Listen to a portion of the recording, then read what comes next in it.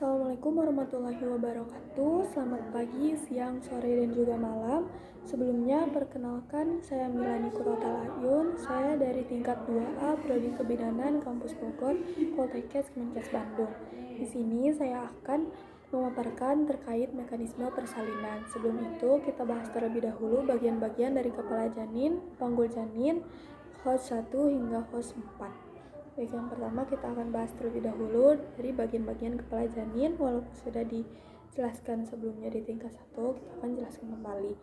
Nah, sini ada bagian-bagian kepala janin yang meliputi ubun-ubun besar. Ini ada area kepala depan kepala atau area muka. Di sini ubun-ubun besar. Ubun-ubun besar ini di sini ada ubun-ubun kecil. Baik. Nah, ubun-ubun kecil ini yang nanti akan menjadi patokan ketika nanti terjadinya pembukaan. Nah, sebelum itu di ubun-ubun besar ini terdapat di area kepala janin ini terdapat beberapa sutura. Yang salah satunya sutura yang paling berpengaruh di mekanisme persalinan ini yaitu sutura sagittalis atau sutura terpanjang dari ubun-ubun besar yang menghubungkan ubun-ubun besar dengan ubun-ubun kecil. Nah, apa sih sutura ini? Sutura ini merupakan sebuah garis yang menghubungkan dua buah tengkorak sehingga membentuk satu garis. Nah, sutura ini hanya sebuah garis ya, jadi bukan organ. Nah, selanjutnya itu ada bagian area muka yang nanti akan muncul terlebih dahulu, yaitu bagian dahi, alis, mata, hidung, mulut, dan juga dagu.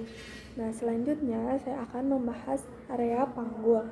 Nah, ini area panggul di mana yang pertama ini ada yang perlu kita ketahui itu area panggul itu ada pintu atas panggul yang memiliki batas yaitu pinggir atas simfisis pubis, yang ini linea innominata, sayap sakrum, dan juga promontorium. Nah, ini tuh merupakan pintu atas panggul. Nah, pintu atas panggul ini sejajar sama seperti host 1. Jadi host 1 itu batasnya sama seperti pintu atas panggul. Nah, selanjutnya ada pintu tengah panggul atau mid pelvis. Nah, mid pelvis ini sejajar dengan pintu atas panggul namun berada di bawahnya, yaitu batasnya pinggir bawah simfisis, pertengahan foramen, hingga ke belakang dan akhirnya ke pertengahan sakrum, yaitu pintu tengah panggul atau mid pelvis. Nah, selanjutnya ada pintu bawah panggul. Nah, pintu bawah panggul ini batasnya yaitu os koksikis atau tulang koksikis. Nah, selanjutnya saya akan membahas terkait host 1 sampai host 4. Nah, perlu kita ketahui juga bahwa host 1 itu batasnya pintu atas panggul, yaitu pinggir atas simfisis, linea innominata, yang ini, sayap sakrum, dan juga promontorium. Lalu untuk host 2 itu di bawah host 1, yaitu di pinggir bawah simfisis, ke pertengahan foramen hingga ke sakrum, itu host 2. Untuk host 3 yaitu batasnya spina ischiadica, yang ini. Ini spina ischiadica. Sini dari spina ischiadica ke sini itu host 3. Selanjutnya untuk host 4 itu batasnya pintu bawah panggul atau os koksikis. Nah, baik, selanjutnya kita masuk ke mekanisme persalinan. Perlu kita ketahui juga bahwa mekanisme persalinan itu merupakan serangkaian adaptasi bagaimana kepala janin dapat menyesuaikan untuk melewati jalan lahir. Nah, di mekanisme persalinan ini ada 7 tahapan yang meliputi engagement, descent, fleksi, putaran paksi dalam, ekstensi, putaran paksi luar, dan juga ekspulsi. Yang pertama kita bahas dulu descent dan juga fleksi. Kenapa kita bahas terlebih dahulu descent dan fleksi? Karena descent dan fleksi ini terjadi berbarengan, bersamaan sebelum akhirnya engagement. Nah, saya akan memperagakan bagaimana proses descent dan juga fleksi. Pertama ini ada janin. Nah, janin ini nanti akan descend. Descend itu artinya proses penurunan kepala janin ke area panggul. Nanti akan descend kepala janin. kepala janin akan melakukan descent. Janin akan descent sekaligus fleksi. Fleksi itu yaitu mendekatnya dagu ke toraks, atau ke dada. Itu namanya fleksi. Jadi janin ini nanti akan melakukan descent sekaligus fleksi yang akhirnya nanti akan engagement. Nah, di sini saya akan memperagakan bagaimana proses descent, fleksi dan juga engagement. Ini pintu atas, ini ada panggul, di sini ada janin. Nah, janin ini akan descend, akan melakukan penurunan. Nah, janin ini akan sekaligus fleksi.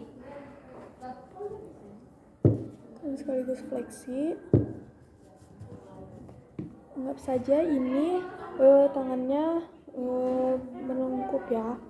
Ini akan fleksi, mana kepala janin ini mendekatkan dagu ke toraks seperti ini.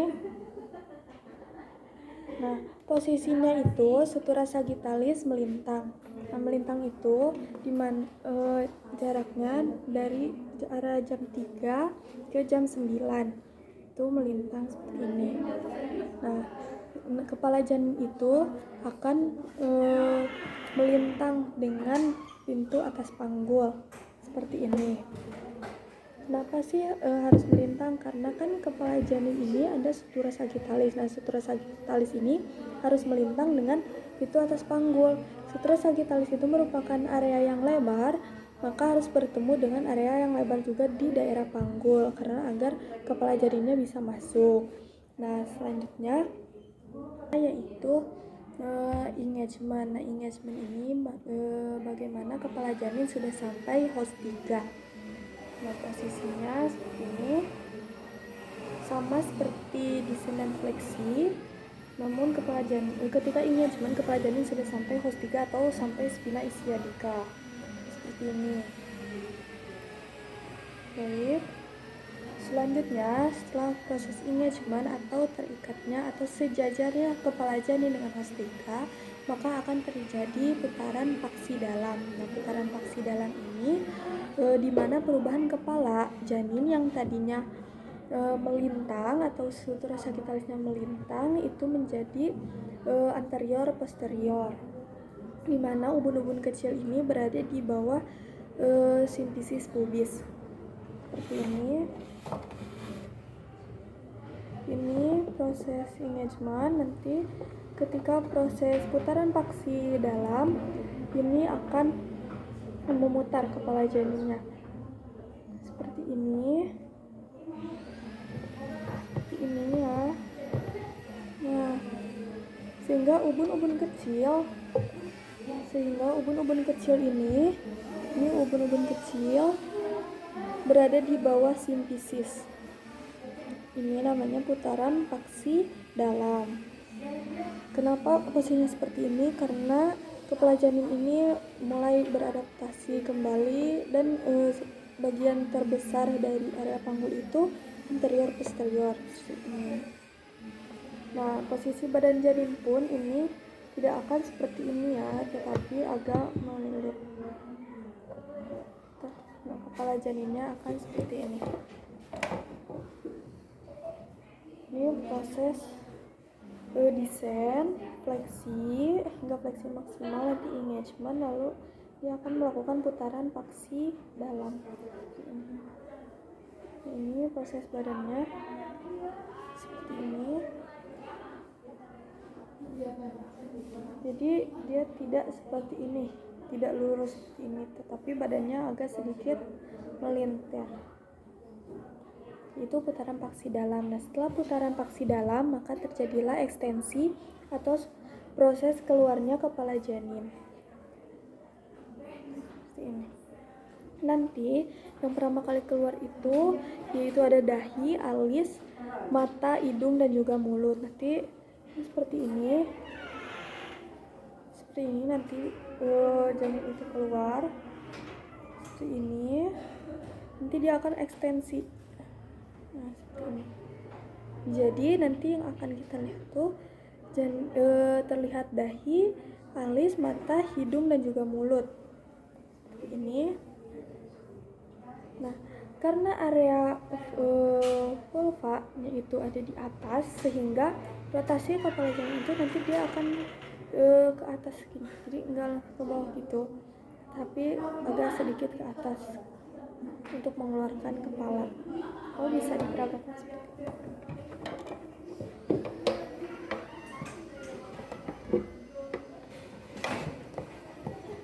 Baik, seperti ini.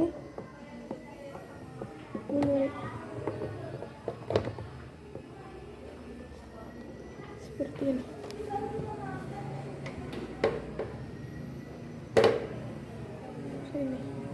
Dan nanti kita akan terlihat dahi, alis, mata, hidung, dan juga mulut. Ini namanya ekstensi.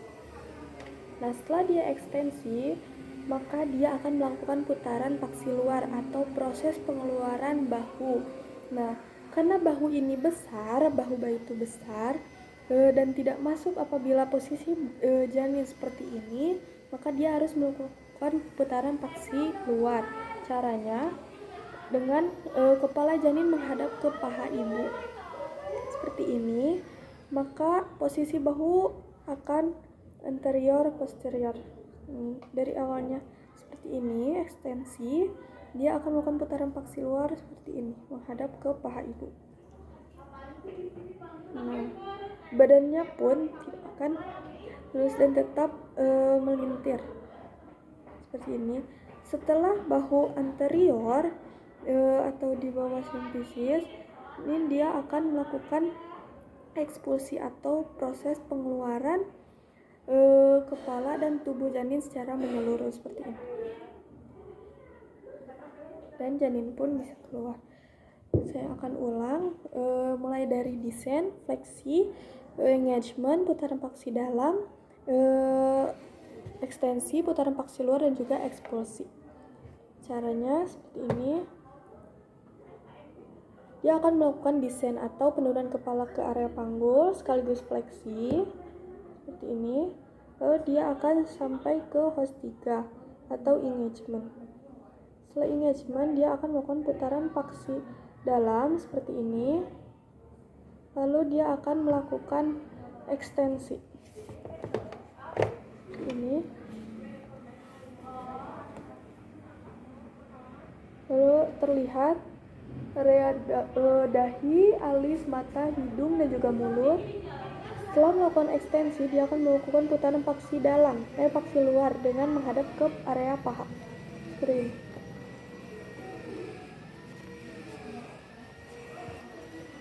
ini. Saya melakukan putaran paksi luar, dia bagian bahu akan anterior posterior. Ini. Lalu setelah putaran paksi luar, dia akan melakukan ekspulsi. Baik, mungkin seperti itu untuk mekanisme dari persalinan. Kurang lebihnya mohon maaf. Sekian dari saya. Wassalamualaikum warahmatullahi wabarakatuh.